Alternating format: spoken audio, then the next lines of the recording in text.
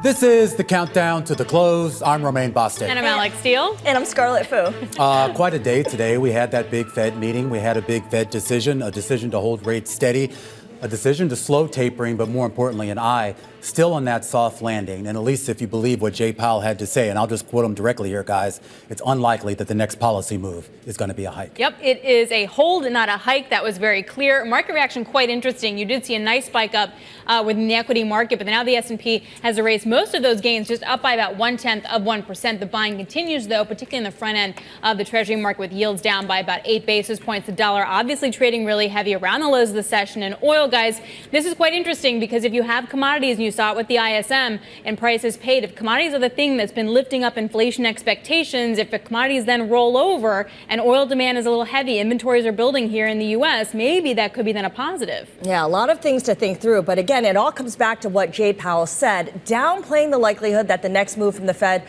would be an interest rate hike. I think it's unlikely that the next policy rate move will be a hike. I'd say it's unlikely. Our policy focus is really what I just mentioned, which is how long to keep policy restrictive. You ask, what would it take? I think we'd need to see persuasive evidence that our policy stance is not sufficiently restrictive to bring inflation sustainably down to 2% over time. That's not what we think we're seeing, as I mentioned. But that's something like that is what it would take. We'd look at the totality of the data. Jay Powell there, of course, at the press conference. And of course, Romaine, the expectations coming in seem to be that the Fed would do a hawkish hold. I'm not sure that was a hawkish hold. It wasn't all that hawkish. I mean, it definitely sort of threw some cold water on this idea. But the fact that he still is sort of eyeing this soft landing, and he made it clear to the markets. I mean, how much more explicit could he have gotten here that a hike really isn't coming? Pretty not at all. He definitely said it. He definitely He literally said it. said In those fact, words. that press conference could have been a heck of a lot shorter had he just dropped the mic and walked off.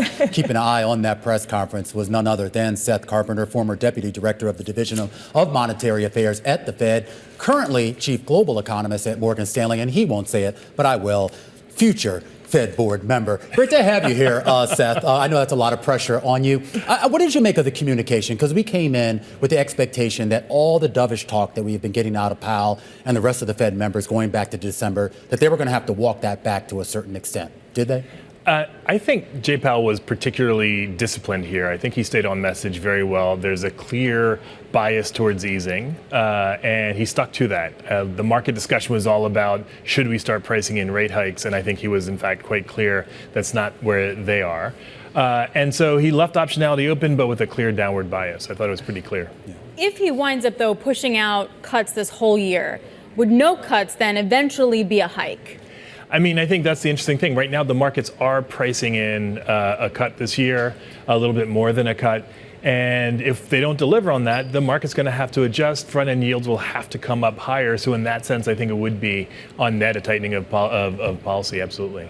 So everything's going to be data dependent. That's the Fed's favorite phrase. They're in wait and see mode. What's the data point that's going to be the one that is instrumental, that's going to kind of convince Jay Powell and the rest of the FOMC that they need to make a move? I think there are three things they're going to pay attention to: inflation, inflation, and inflation. Which one, though? So sleep through Friday, apparently. It was remarkable. I mean, when asked about what data he's watching, I thought Chair Powell was interesting. He said they're going to look at everything. We can look at inflation, we can look at inflation expectations, and everything else. He has said, based on this new information we have about the extra immigration, the bigger labor market, that the economy is bigger but not tighter. And I think that means that they're not sure that they can just look at how fast the economy is growing as an indication that they're doing their job or not. So that just leaves them looking at inflation. Now, we think we are going to continue to see inflation prints coming down. We think there is more noise than signal in the last 3 months worth of inflation data. And for that reason, we've been, out of line with the market a bit, expecting more cutting than what the market's pricing in. He set us up for that, so thank you, Jay. But now we need the data to come through, and it really will be the inflation data, May 15th CPI. Well, based on what we heard today and based on the data that you're looking at then, Seth, do you think that at the next meeting, when we get the next projections, financial projections out of the Fed and the update on the dot plot, Is that dot plot going to go down in terms of the number of cuts? I mean, that's going to be extraordinarily tricky because there's not that much new information. I will remind you, though, I think they get another CPI report on the second day of the FOMC meeting, so it's going to come down to the wire. So I was a staffer there at the Fed when the dot plot was created, and there was always the expectation that... Oh, you were responsible for this. I like the dots. For what it's worth, I like them. Wide range of disagreement, wide range of views, let's put it that way. But this will be a time where they very potentially will come into the meeting thinking they're going to go in one direction. They'll get the data on the second day, and they have the ability, if they want to revise their own dot and their summary of economic projections on that second day. What do you think? Why do you think that policy is restrictive enough? Why do I think it, or why does Jay Powell think it? I mean, kind of both. I mean, because the financial conditions would indicate something very different. And he was asked this question, and he did point towards the labor market is cooling / slowing, et cetera. What else? I mean, I think this is a challenging question. He was unequivocal there. I think I tend to agree with him. You can look at lots of things. The level of activity in the housing market fell dramatically. Housing starts fell. It's bottomed, and we're starting to see a little bit of a recovery, but in terms of the level, it's still quite low. So that's the normal channel of monetary policy, and we're seeing it. If we look at bank lending, right, usually part of the transmission channel, and their C&I loans are on net off their peaks and sort of very gradually trailing down. Cost of funding for banks on average has been rising as the composition of deposits is changing. So I think you can point to lots of indicators to say that, yes, policy is in fact restrictive. But it's not the only game in town. We have had an impetus of fiscal policy, right? And so you got to look at the net of what's going on. I mean, we'll remember in the decade between the financial crisis and COVID, we had really, really, really accommodative monetary policy, zero policy interest rates, big QE, and we were getting 2% growth. The reason for that is we had, between 2012 and 2016, restrictive fiscal policy. So you can't just look at what's going on and ascribe all of it to monetary policy. All right, Seth, always great to catch up with you on these days. Always great insights. Seth Carpenter there helps lead the economics coverage over there at Morgan Stanley. As we count you down to the bells, guys, interesting reversal right now in the market. Remember, we had seen that big spike, that big bid come into equity markets. The S&P 500 was up more than 1%. So too was the NASDAQ, both now falling into the red as we get closer to those closing bells. Yeah, you definitely see the sectors pretty much split. Utilities, the best performers, of course, your traditional safe havens. Energy stocks down about 1.6%, Alex, to your point about what we're seeing in terms of movements in commodity prices. Yep, crude off 3.5%. I mean, that's going to hurt for sure. 4.953 right now on a 2-year yield. The rest of the market also on the back foot. We're just about 2 minutes into the closing bell. Sit tight. We're about to take you to the bell and beyond. Beyond the Bell, Bloomberg's comprehensive cross-platform coverage of the U.S. market close starts right now. And right now, we are 2 minutes away from the end of the trading day. Romaine Bostick alongside Alex Steele, alongside Scarlett Fu. We're counting you down to the closing bell. And here to help take us beyond the bell. It's a global simulcast on this Fed Day with Carol Massar and Tim Stenovic as we welcome our audiences across all of our Bloomberg platforms, television, radio, our partnership with YouTube. Carol Massar, this was a market that really seemed to like what they heard out of Jay Powell. They bid stocks up pretty fiercely while he was speaking. But those gains now evaporating as we march closer to those bells. That's what's fascinating. We were just talking with Doug Sioka over at Kavar Capital Partners, and that's exactly what he said pretty much, and I was tracking the numbers. We are pretty much exactly where we were, certainly on the equity side of things, just prior to that Fed decision. So quite a ride, and it's interesting where investors are like, okay, folks, we're back where we started, essentially, before the Fed came out and talked about the economy and talked about rates. Yeah, I think also a bit of relief that Jay Powell said the next move, not that many people were expecting it, but there has been some talk of it. The next move from the Fed will unlikely be a rate hike. Also, Alex, no signs of stag or inflation out there, which I thought was a nice comment. We want a rap song. We think there's a rap song in there. Stagflation, stagflation. No. Keep going, Carol. Keep going. It's going to happen. Don't do it. It's going to happen. But I also think, Scarlett, that if you take a look at what's leading the declines now in the S&P, it's energy when you have oil off 3.5%, and then some tech, and that's really Skyworks Solutions, and that's a semi company. So it's a very specific move lower. Absolutely. I also want to point out that typically on Fed days, you don't have a lot of volume. Volume was heavier than average leading into the 2 p.m. announcement and really took off right when the press conference began. Now 26% above the 20-day average. All right, we get the closing bells here in New York, and As Carol, I think, was just pointing out here, this really was a round trip here on the day. Stocks pretty much going to end the day kind of where they were prior to the meeting, despite a big spike that we saw in the middle of Fed Chair Jay Powell speaking. The Dow Jones Industrial Average higher by about 86 points or 0.2%.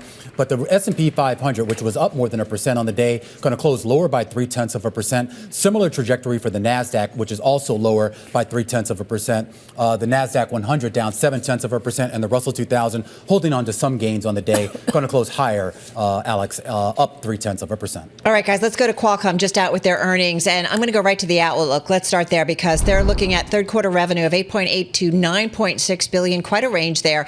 And it is, at least on the upper end of that, above what the street is forecasting, which is $9.08 billion. Stock up about 2.5% aftermarket. Sees third quarter adjusted EPS of $2.15 to $2.35. That, again, on the upper end, looks like it's certainly above. The street estimate is $2.16 and sees, as I mentioned, the third quarter revenue going backwards. Second quarter adjusted revenue $9.39. That was a slight beat. Street estimate was $9.32, and second quarter adjusted EPS of $2.44. And that, Scarlett, was definitely a beat, $2.32. So investors like it, 5.5% here in the aftermarket. Stock is up about 16% year to date, but we're going to look for some more color on that smartphone market. Absolutely. Qualcomm, of course, the biggest maker of smartphone chips, so its results are really a proxy for the health of the smartphone market. And especially in the case of a company like Apple, we've seen what's happened with the smartphone market, losing its competitive edge in markets like China. The big question, I think, here, Tim, is how AI gets incorporated into Qualcomm's outlook. Yeah, that is a big question. I'm going to be looking for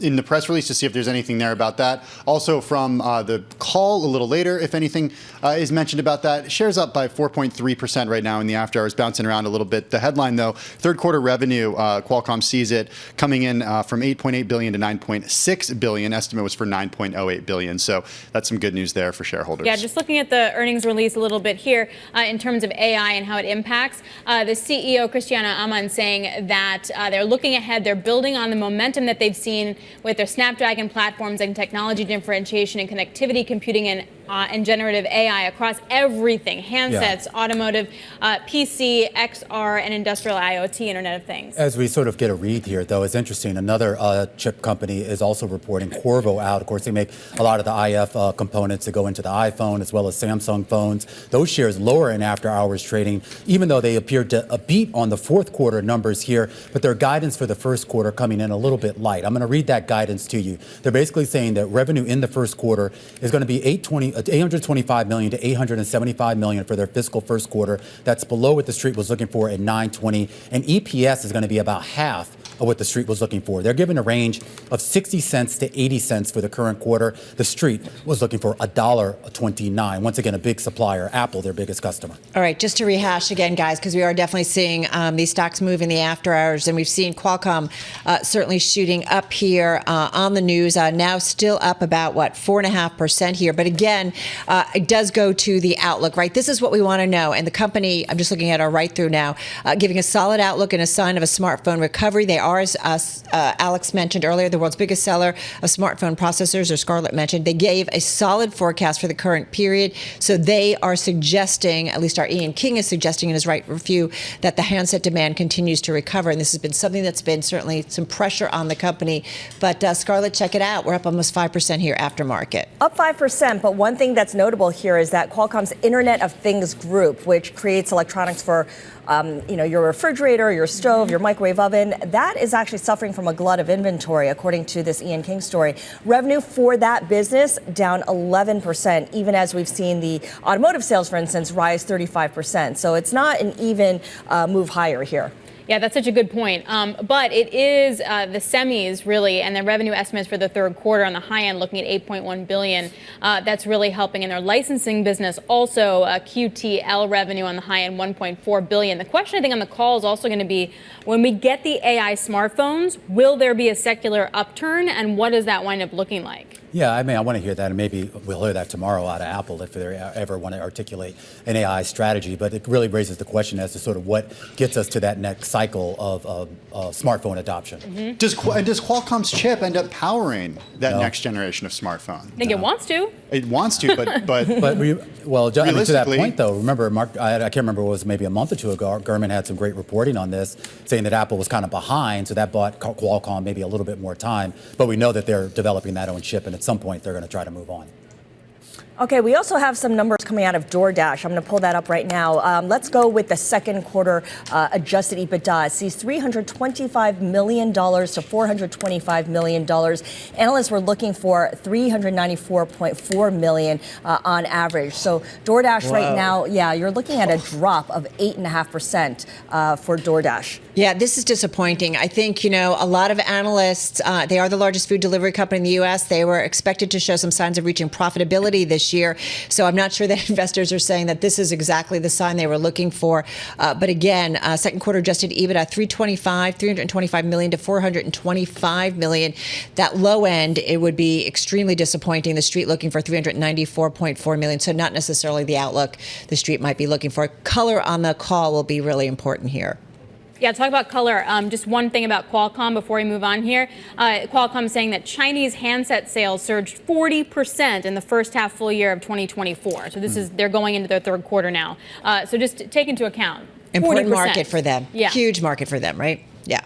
All right, some other earnings out there as well. Keep an eye on Etsy. Those shares down 10% here and after hours trading. At one point, they were down about 15% here. They beat on some of the top and bottom line numbers, but a big surprise on the gross merchandise volume, which unexpectedly dropped down to under $3 billion, a drop of about 3.7% on a year-over-year basis, which I think is where you're seeing the negative reaction. We should point out they did provide some EPS guidance, and that guidance also looks a little bit light as well. Okay, you were looking at Etsy. I was going through DoorDash while you were doing that. There's a really interesting policy note buried in the press release here that talks a little bit about what happened in New York City and Seattle over the last few months when it comes to earnings. And for DoorDashers, they said, based on analysis of data following implementation of new earnings standards, we estimate local merchants will earn at least $40 million less annually from the DoorDash marketplace in Seattle and at least $110 million less annually from the DoorDash marketplace in New York City due to the new earnings standards. Sort of a rare policy comment coming from a company in an earnings release about recent rules changes.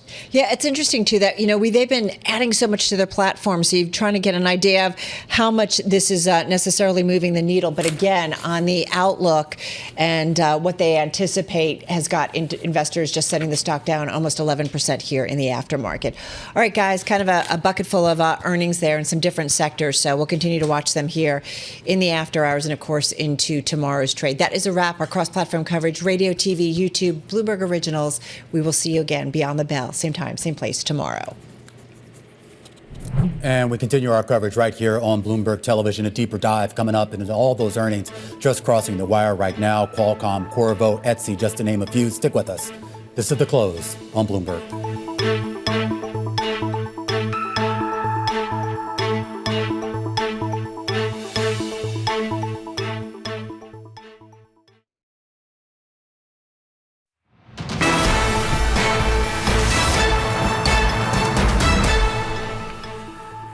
Welcome back to The Close on this Fed Day. I'm Scarlett Fu. And I'm Romaine Bostic. A lot of price action today, but the net effect of it was, well, not really anything. In fact, right just before the Fed announcement at 2 p.m. today, the S&P was trading right around 5,020. It closed right around 5,020. Of course, that belies all of the price action and volatility that occurred in between, a more than 1% surge in the S&P and NASDAQ while Jay Powell was speaking. But as we got closer to those closing bells, all of those gains faded on the day. What we did see hold was some buying action in the Treasury space here, 7 basis points higher on your 2-year yield, similar moves across the curve here. So we start to talk about this idea of yields now start ticking down, even though some people are trying to maybe bid up risk assets, so not Bitcoin, Scarlett. A lot going on in that space. Not quite clear what, but you see the drop back well below 60,000. All right, let's get you a couple of individual movers here. We're going to start with AMD, Advanced Micro Devices, down almost 9% on the day. The chipmaker gave a disappointing forecast for AI processors, AI chips.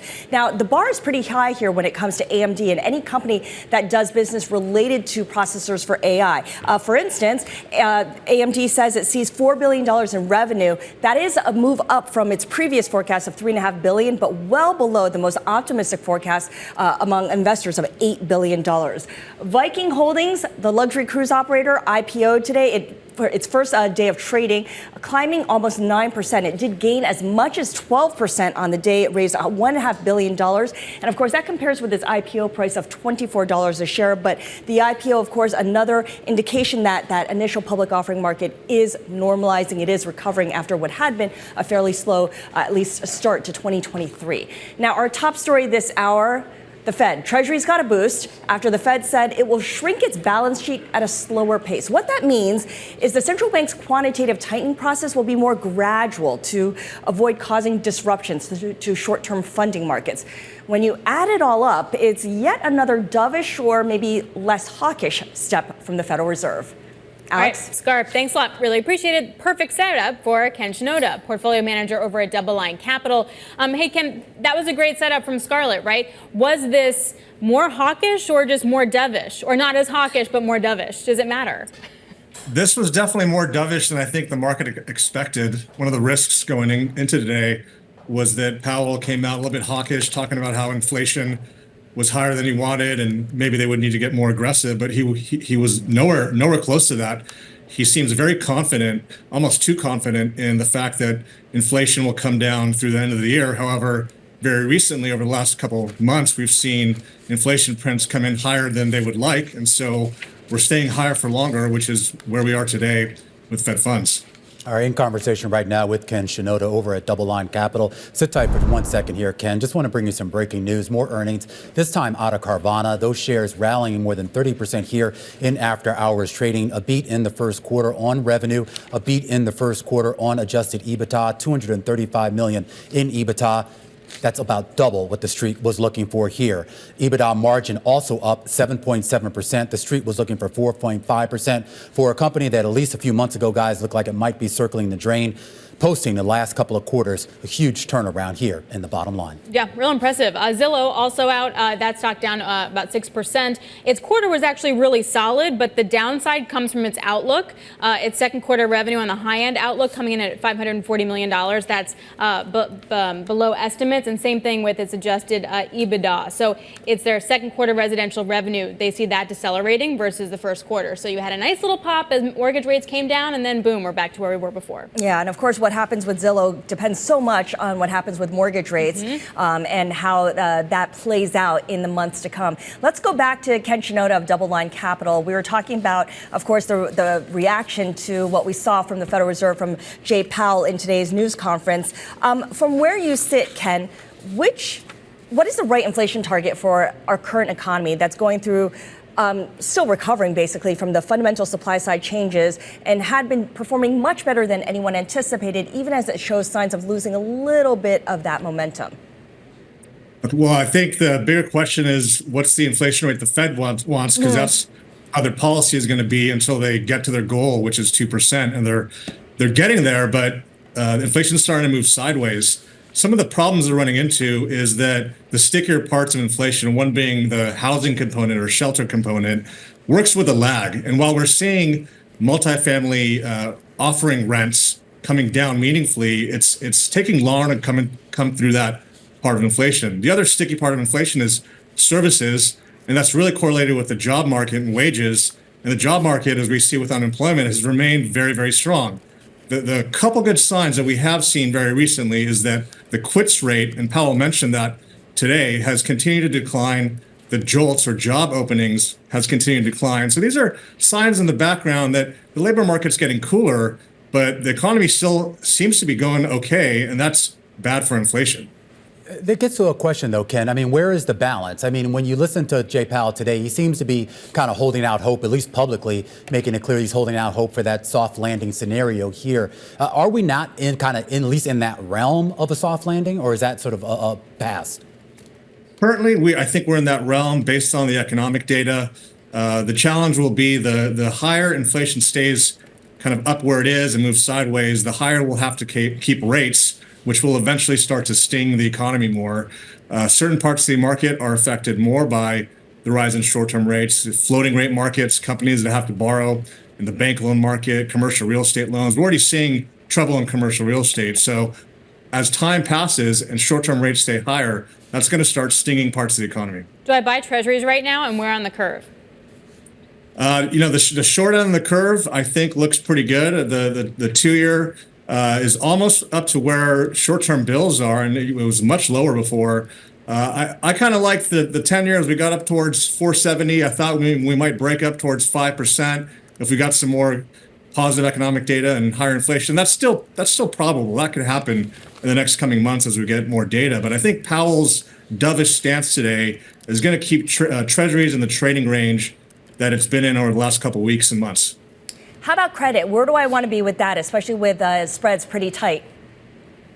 The credit spreads have been tightening and the credit curve has been flattening, meaning the difference between the high quality credit spreads and the riskier stuff has been compressing. So we like a mix of kind of high quality credit with the top part of the below investment grade market. I think credit's double B up to double A, especially at the front of the yield curve. You can find some 7 to 7.5% type yields without taking much risk, not taking much duration risk. And we're pretty comfortable with that. And that looks pretty attractive in today's environment. We're in conversation here with Ken Shinoda over at Doubeline. I just want to also bring this attention to our viewers here. You take a look at that chart there. That's dollar yen. You see a huge spike down on that chart. That's a strengthening of the yen that has occurred really 1, 2, 3, and basically the past 4 minutes or so. So a 1% move, 1% strengthening in the yen versus the dollar in just the past 3 minutes or so. Obviously, a lot of speculation as to exactly what's happening there. Scarlett? Yeah, no, it's unusual that it would happen at this time of day, too, because the currency market is not active at the end of U.S. trading. I mean, you would see it maybe during London trading, but certainly not at the end of the U.S. trading day. Yeah, but you're looking at just a weaker dollar in general. So, Ken, I want to pose this to you here. I mean, I know we kind of brought you on to talk about the Fed and stuff, but I'm sure you've had your eye here on some of these FX moves, particularly when it comes to dollar yen. And this is now the second time this week we've seen a huge spike in such a short period of time. And I know we don't know for sure who's behind this here, but what do you make of it?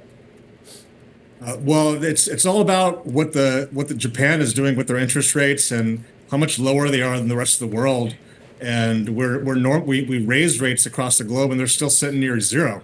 And it's been a constant deterioration in yen valuation. And I think there's starting to be some intervention that happens to try to stabilize their currency.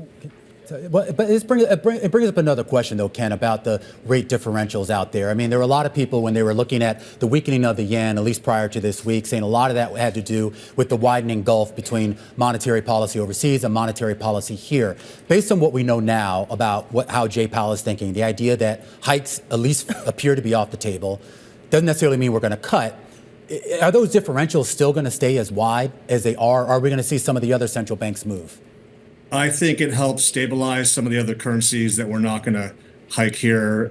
You've actually had a great run in some of the emerging market currencies. Emerging market bonds have been some of the best performing parts of the sovereign markets. So I think the Fed staying on hold here will help bring some stabilization in other parts of the globe. If the Japanese authorities were behind this sudden yen strength, what do you think they heard from Jay Powell, from the Federal Reserve today, that might have prompted them to intervene?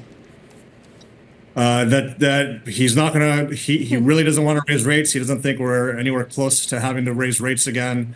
And just the stability of the Fed's policy, I think, it got them to act, perhaps.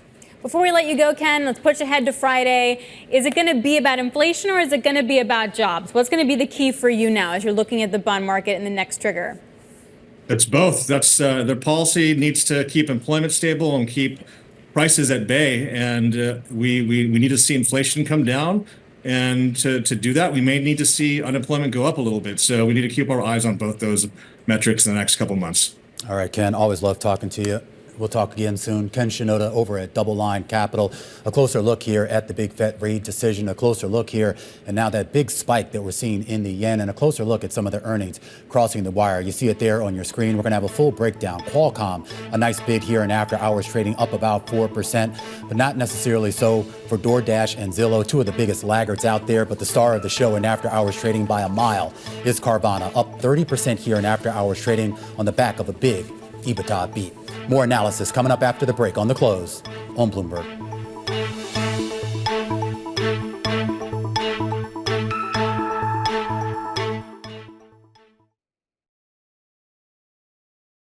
It's Jobs Day, and Bloomberg has the report under surveillance. Oops, we did it again. We have a strong economy. Labor markets are tight. We have to question, can the economy stay this resilient? This Friday, Jonathan, Lisa, Anne-Marie, and Mike will bring you crucial data and expert analysis at terminal speed. The jobs market is not deteriorating. How long can that story keep holding for this Federal Reserve? The source of this strength, we could debate it all day. The April Jobs Report, Friday on Bloomberg.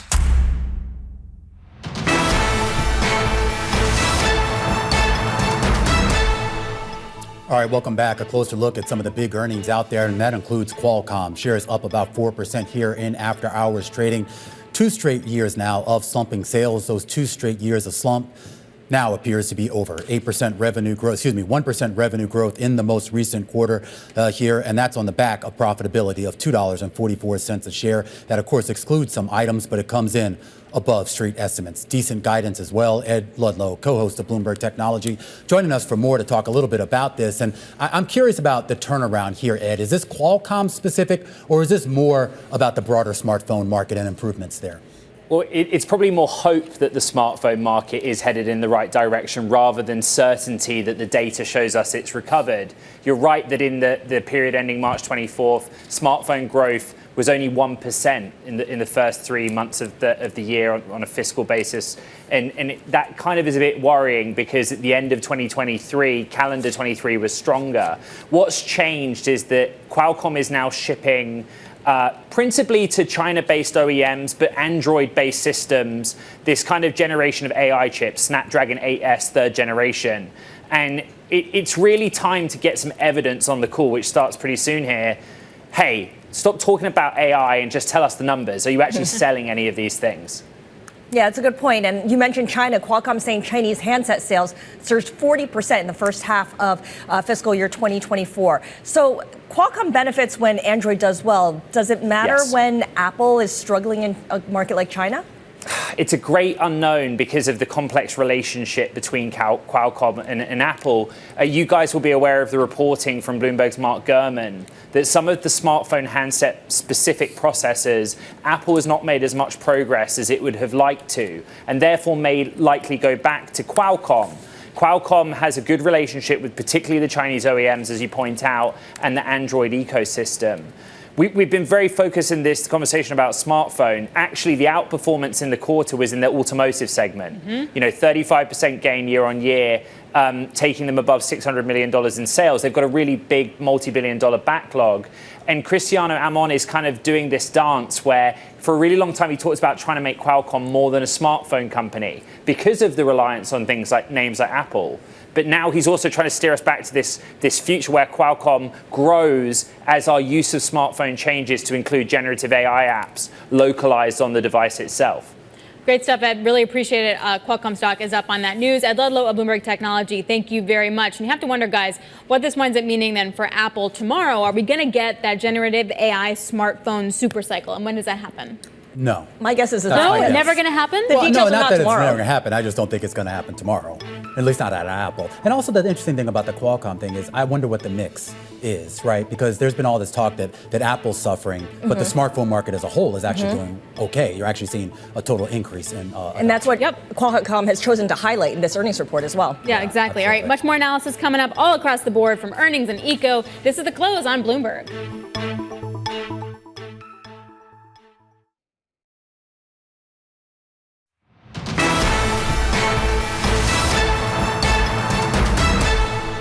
A number of companies reporting earnings tonight after the bell. That includes DoorDash, that includes Carvana, and that includes Etsy. Here with the roundup is Jess Menton, Bailey Lipschultz, and Nora Melinda. Nora starting us off with Etsy down 13% in after-hours trading.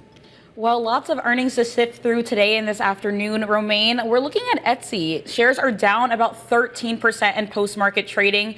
Now, that's after the company reported first quarter results that missed expectations, with all eyes on the company's gross merchandise sales. Those missed, with weaker demand and fewer application downloads seeming to be the culprit. First quarter EPS was 48 cents per share. That was falling short of the street's estimates of 49 cents per share. Revenue also slightly missed. It was expected to be 646 million. That's what it came in as opposed to estimates of 646.3.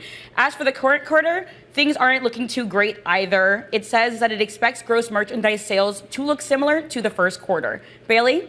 Yeah, we're looking at Carvana up more than 30%, EBITDA beating expectations, the number of vehicles they sold beating expectations. This is the company that makes and sells cars through what we call vehicular vending machines, beating expectations. Stock up more than 1,100% in the 12 months prior to the results. Again, beating expectations in terms of units sold, profit on those units. They did say that in 2024, they're expecting to easily meet the guidance for revenue, for EBITDA. The big thing, though, company's still down more than 50%. It has a short interest of greater than 27% of shares traded, sold short, so it could be a bit of a short squeeze. That's why we're seeing the stock again up 37%, adding to some 1,200% rally in the last 12 months. Jess, what's going on with DoorDash? Well, I'm taking a look at the largest U.S. food delivery company. So to Bailey's point, this is DoorDash. You look at this stock down over 12% in after-hours trading. So the big thing looking at this company's earnings report, investors want to know, when is the company going to turn a profit? If you looked at an adjusted basis for the current quarter, that outlook was supposed to be around 325 million, between also 425 million. If you look at the midpoint range, it actually came in below that. But another positive point to this is looking at how that company's been expanding beyond just food delivery services. If you look at grocery orders, those actually more than doubled. But again, the big thing on the earnings call, and also ties a little bit into the Fed picture, guys, is when you think about how these delivery companies have been having to deal with wage pressures, and also when it comes to those costs for delivery drivers as well. So a big thing that has happened, they actually partnered with Wing, that is an arm when it comes to Google's drone delivery services, and it's been actually testing with those kinds of restaurant deliveries so far. So investors actually want to hear more about that. Can it turn around the stock in after-hours trading? That remains to be seen. We'll have to hear more about that on the earnings call, but this is another company to watch. And then again, this stock was actually up more, close to actually 30% year to date, guys. All right, Jess Menton, Bailey Lipschultz, and Nora Melinda, thank you so much for that roundup of the latest earnings. And be sure to tune in tomorrow when we speak with the CEO of Carvana, Ernest Garcia. Now, we also got results from Zillow, which posted a beat in its first quarter. However, its revenue forecast for this quarter, that trailed analyst estimates. So you can see the stock losing about 11% in after-hours trading. Joining us now with his perspective is Stijn Van Nieuwerburgh. He is professor of real estate at Columbia Business School. Stan, let's stay with Zillow and residential real estate here. Zillow's main business, we know, revolves around connecting home buyers with real estate agents, except that there are big changes taking place in that space. The settlement that changes the way agents are paid, specifically commissions for the agents who remain Zillow's core customers. Do you see this having any meaningful impact on transactions and therefore the outlook for residential housing? It's hard to tell. I mean, housing sales are actually down, to levels that we haven't seen in 30 years. We sold only 4 million homes last year. That's down from 6 million the year before. So in general, transaction volumes are very, very weak for everybody. There's an interesting question. Even when the market rebounds, will Zillow get a larger share of those sales as a result of that settlement? Some people expect that the online brokers like Zillow will be able to catch some market share from the in-person brokers, but that remains to be seen. What winds up happening if rates stay like this for a while? So let's just game it out. For the rest of the year, what if the Fed doesn't cut at all and mortgage rates stay around here? What happens to the residential real estate market?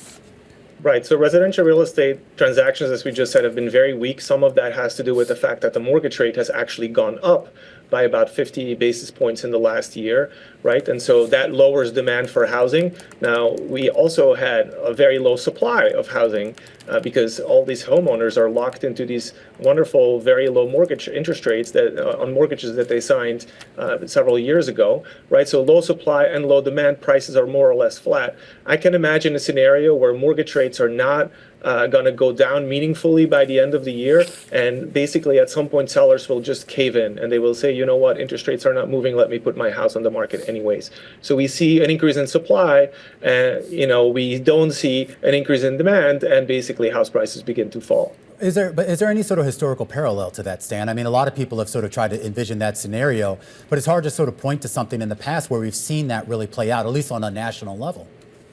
Absolutely, right? We have to go way back, to have a situation where something like 90% of homeowners have a mortgage interest rate that's like, a full point below, the mortgage rates that are currently in the market. That's because mortgage rates essentially have been trending down for 30 years. So we really haven't seen this in a very, very long time.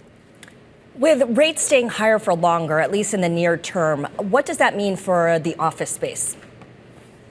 Right, so office is in trouble. We all know remote work and higher interest rates are sort of a double whammy. And the problem is, slowly but surely, all the office debt is coming due, right? This year and next year, we have about $930 billion of commercial real estate loans coming due. About a quarter of that is office.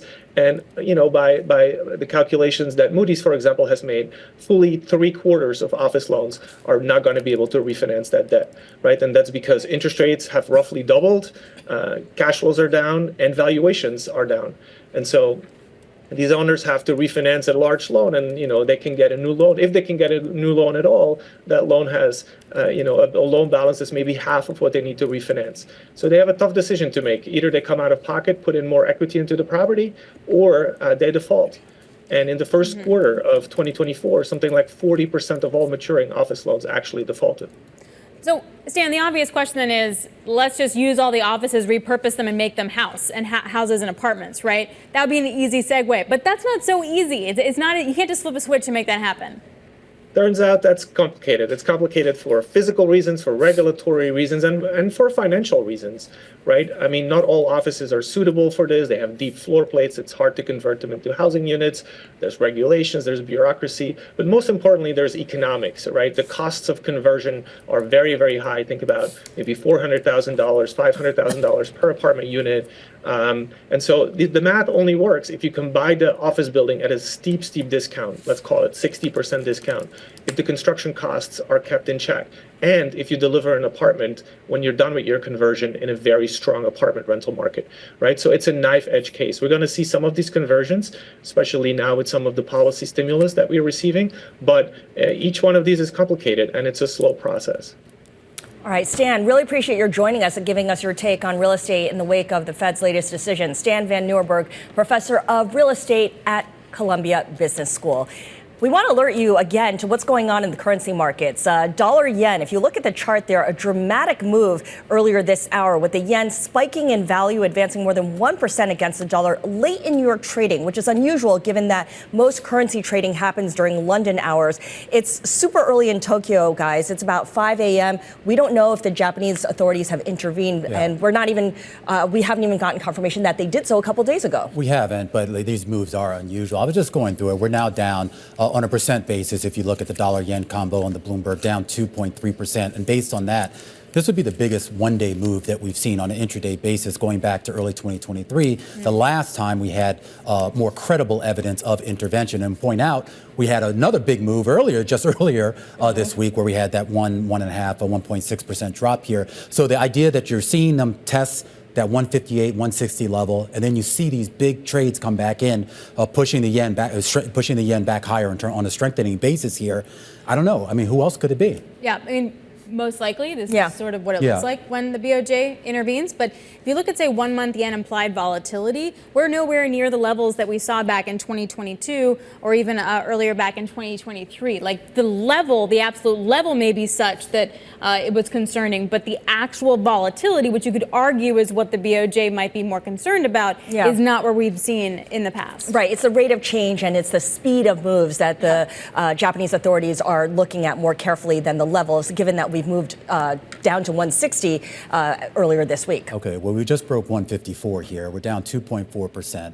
And that's in a span of about 21 minutes of going from basically 158 Talk about speed of down move. to 154. So I don't know who's behind this, but if we're talking about rate of change, currencies, I don't care whether it's at least a developed country currency, isn't supposed to move that quickly in such a short period of time. That's fair. That's fair. And this is really where the action is. If you look at how the rest of the markets closed, the S&P 500 did move higher as Jay Powell was speaking during the news conference, but then it gave up all those gains and it closed down on the day about 1/3 of 1%. 2%. So not much movement there, but there was a lot of movement in the bond market. Jay Powell downplaying the possibility of rate hikes. The Fed saying it'll shrink its balance sheet at a slower pace. You add it all up, looks like less hawkish than feared or more dovish. Yeah, the thing about this is interesting, too, because I was just looking. So I guess we have to wait till next month because we just got the data for April for what the bank central bank did over in Japan. We get the minutes tomorrow. So in theory, I mean, so this is technically May 1st. So we would have to wait to the end of May to find out, unless they want to just tell us, right? And will they tell us? Probably not. But it raises the question. I mean, you need an explanation, right? If it wasn't the government, then the question becomes, well, who's behind this? And I think to have two moves like this in the span of 4 days is a lot. Well, also, don't we get the Bank of Japan minutes tomorrow? So overnight. So we do. What we will get in that is sort of any idea of how they're thinking about the yen or thinking about any intervention and sort of the hurdle rate. But the Bank of Japan and the finance ministry are totally different entities. And it's the finance ministry that is looking at intervention, not the Bank of Japan. Right, but they don't talk. All right, well, we always already got the numbers talk. for April, so we got a little sense here that a lot of money did come off that balance sheet in April, leading to speculation that the move we saw earlier this week was a result of some degree of intervention. Whether the moves today are a result of that, we might have to wait to the end of this month to find out. A lot more coming up here on The Close. Stick with us. This is Bloomberg.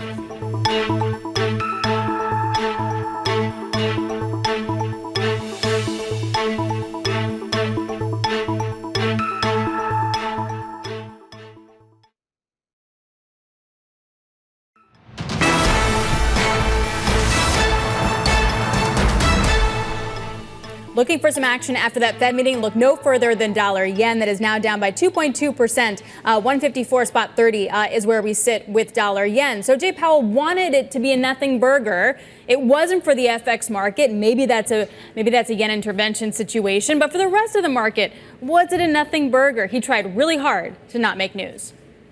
Further progress in bringing it down is not assured, and the path forward is uncertain. We will continue to make decisions meeting by meeting. I think we'll be able to look back, from down the road and look back and understand it better. I don't know how long it'll take. I can just say that when we get that confidence, then rate cuts will be in scope. The economy has been very hard for forecasters broadly to predict its path, but there are paths to not cutting, and there are paths to cutting. It's really going to depend on the data. We haven't made any decisions on policy or on process at all. Nothing. No decisions have been made. It really will depend on the data. Ellen Meade, research professor of economics at Duke University, joins us now. She also served as special advisor to the Fed Board of Governors. That was as nothing burger as you could get, right? We don't know. We haven't made a decision. Stop asking me these questions. So if that's the case, and the idea is don't fight the Fed, what is the Fed going to be looking at? Is it going to be that jobs number Friday? Is it going to be the PCE and kind of that's it? I think it's going to be the entirety of the data. They're obviously very inflation focused now because of what's happened over the first 3 months of this year. And they've made clear that they're, looking for progress on inflation to continue and to be persistent before they're willing to really discuss the details of when and how many cuts they might engage in. But they're in this data dependent mode. They aren't giving out much in the way of forward guidance at all, other than they need to maintain the posture as long as they need to maintain the posture. He really steered clear about talking about raising rates, even though he was prompted by several journalists on that, or about when later this year or how much they might cut. He really just stuck to the main message. Well, it gets to the question, though, Ellen, about the message itself and what's more important. Is it the message or is it the actual action? Before we went on this whole rate hiking cycle, he did a lot to jawbone this market, to basically prepare it for those hikes here. He's clearly not ready to start jawboning this market for a move in the opposite direction. What matters most? Well, I think, I think his communications right now are steady as they go. He's steering the ship. They're waiting. They made it pretty clear they think they're sufficiently restrictive. They don't think they need to go further. And they're in a watching and waiting game. And I think, markets just have to be content with that. And then you've got this whole question of when data come out, how's the Fed reacting to the data? How are they seeing it? And you get a lot of people, policymakers, going and giving speeches or interviews where they're assessing where the data leave them. I'm not sure that's entirely helpful. Data move around a lot. He said today, well, we have a quarter in hand. Now we can go ahead and assess what that quarter means. I think that's a lot better than reacting every week to something. So we may be in a bit of a quiet time, not a blackout, but a quiet time around how much they communicate. Yeah, so we'll hear a lot more like the kinds of phrases that he showed us earlier when Alex was talking about. Nothing. Yes, the Fed, just waiting and seeing and not being certain on things. I mean, I want to get your take, Ellen, on the Fed's decision to shrink its balance sheet at a slower pace. At one point, they wanted to make this process, the quantitative tightening process, as boring as watching paint dry. Are they accomplishing that? Oh, gee, that's an interesting question. Of course, in September 2019, it wasn't so boring as it turned out. And so I think they're trying to be very, very careful this time. I think they, started that conversation. Lori Logan started that conversation in early January about maybe it made sense to sort of move those caps down and go at this a little more slowly. Doesn't necessarily mean the end point is any different. I think they're just trying to be very cautious. They don't want to run into any troubles as they did in September 19. There was a whole discussion about whether the Fed knew what it was doing then and whether it had made a mistake. They don't want to go through that again. So they see this as a way to help them continue the QT process and avoid those problems that they had earlier. Go ahead. I'm sorry. You can finish the thought, Ellen. I didn't mean to cut you off. No, I was going to say that I thought it didn't get a lot of attention as far as I saw, but it was also interesting to me. They did the moving down of the caps in a way that they had already communicated in the minutes and in speeches, didn't adjust MBS caps, but they did tweak this reinvestment of MBS above the caps into Treasuries. Now, of course, that'll have, I think, literally zero implication because MBS aren't going above the caps at the moment. But what they've done is sort of signal their interest in the all Treasuries balance sheet and the start of a broader conversation, I think, about what the portfolio is going to look like. And Powell had indicated in the March press conference that they'd be coming back to that later. I'm not quite sure when that later is, what that time frame is. But, that was an interesting point. Ellen, really appreciate your joining us and giving us your take on this Fed Day. Ellen Meade is research professor of economics at Duke University. And of course, she was previously a former special advisor to the Fed Board of Governors as well.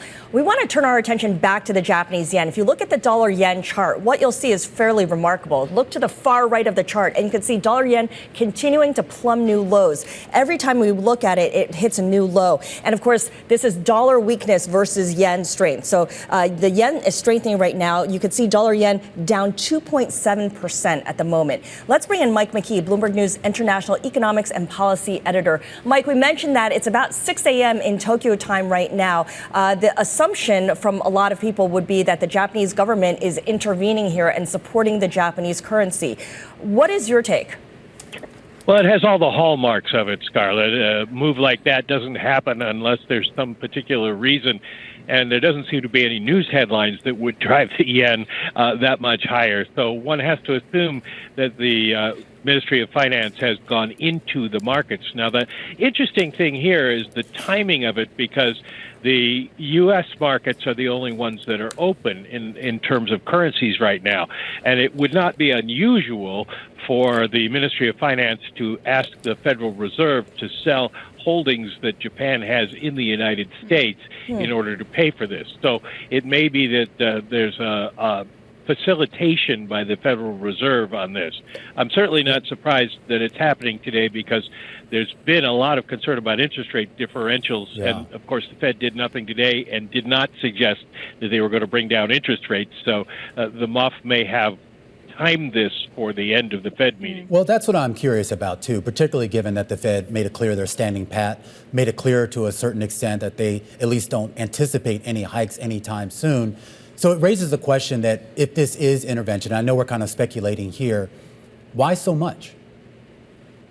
Well, it's not all that much in the overall trading scheme, because there's about 1.2 trillion yen traded a day.